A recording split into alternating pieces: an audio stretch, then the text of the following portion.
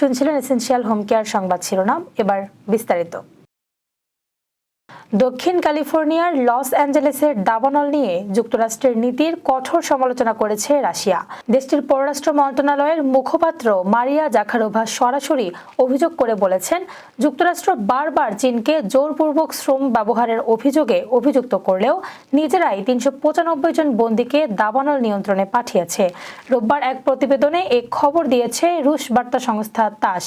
California department of corrections and rehabilitation সূত্রে জানা গেছে, রাজ্য কর্তৃপক্ষ ৩৯৫ জন বন্দীকে দাবানল নিয়ন্ত্রণে পাঠিয়েছে। প্রতিবেদনে আরও বলা হয়েছে, এদের মধ্যে বেশিরভাগই ছিল ছোটখাটো অপরাধে দণ্ডিত ব্যক্তি।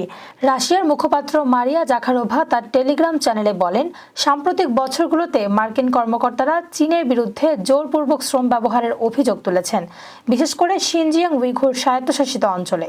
২০২৩ সালে ওয়াশিংটন বেশ কয়েকটি চীনা কোম্পানির ওপর পণ্য আমদানিতে সীমাবদ্ধতা আরোপ করে।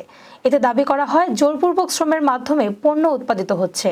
জাখারোভা প্রশ্ন তোলেন, এই পরিস্থিতিতে কি কংগ্রেস ক্যালিফোর্নিয়া কর্তৃপক্ষ বেসরকারি কোম্পানি এবং সাধারণ আমেরিকানদের বিরুদ্ধে বন্দীদের শ্রমিক হিসেবে ব্যবহারের জন্য নিষেধাজ্ঞা আরোপের বিল তৈরি করবে?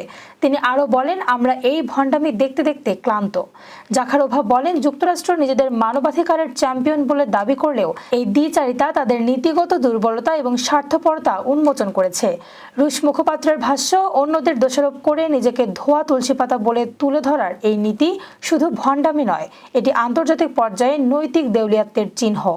লস অ্যাঞ্জেলেস জুড়ে নিয়ন্ত্রণহীনভাবে দাবানল ছড়িয়ে পড়লে দমকল বাহিনীর সঙ্গে কারাবন্দীদের নিযুক্ত করা হয়।